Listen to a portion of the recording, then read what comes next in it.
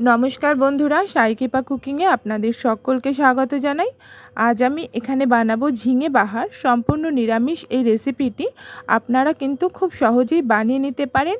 আর এই ঝিঙে বাহারটা খেতে কিন্তু দুর্দান্ত সুন্দর হয়। যারা ঝিঙে খেতে পছন্দ করেন না, এইভাবে বানালে কিন্তু তারাও চেটে খাবেন, এত সুন্দর হয়। তো চলুন দেখে নেওয়া যাক রেসিপিটা। ঝিঙে বাহার বানানোর জন্য এখানে প্রথমেই আমি নিয়ে নিয়েছি 500 গ্রাম মতন ঝিঙে। ঝিঙেটাকে আমি কেটে নিচ্ছি। তো ঝিঙেটা আমি কেটে ধুয়ে নিয়েছি। দেখুন, ঠিক এইভাবে ঝিঙেগুলোকে কেটে নেবেন। যদি ঝিঙেটা কচি হয় তাহলে খুব ভালো হয়। এখানে আমি নিয়ে নিচ্ছি 1.5 চামচ মতন সর্ষে, তার সাথে আমি হাফ চামচ পোস্ত দিয়ে দিলাম, দিয়ে দিচ্ছি একটা কাঁচা লঙ্কা।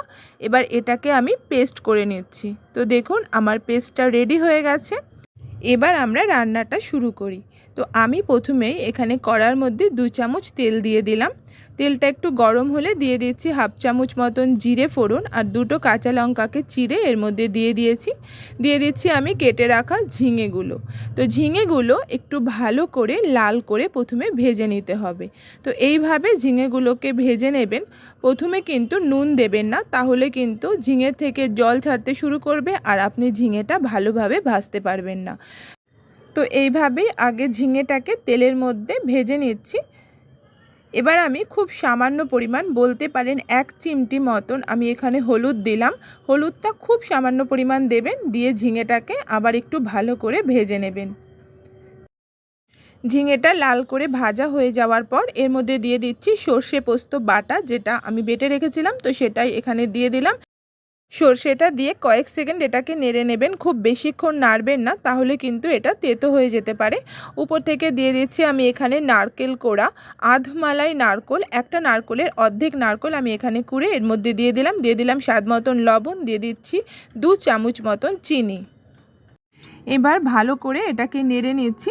খুব ভালো করে এর সাথে নারকোলটাকে প্রথমে নেড়ে নেবেন 2-1 মিনিট মতন। এরকম নেড়ে নেওয়ার পর এবার এর মধ্যে আমি দিয়ে দিচ্ছি হাফ কাপ মতন জল।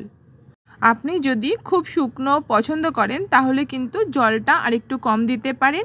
আর যদি আপনি আরেকটু রসালো পছন্দ করেন তাহলে কিন্তু আরও একটু জল দিয়ে দিতে পারেন। তো আমি খুব বেশি গ্রেভি রাখবো না, তাই জন্য আমি হাফ কাপ জল দিলাম। আর এটাকে আমি 5 মিনিটের মতন একদম লো টু মিডিয়াম ফ্লেমে রেখে এটাকে ফুটিয়ে নিচ্ছি।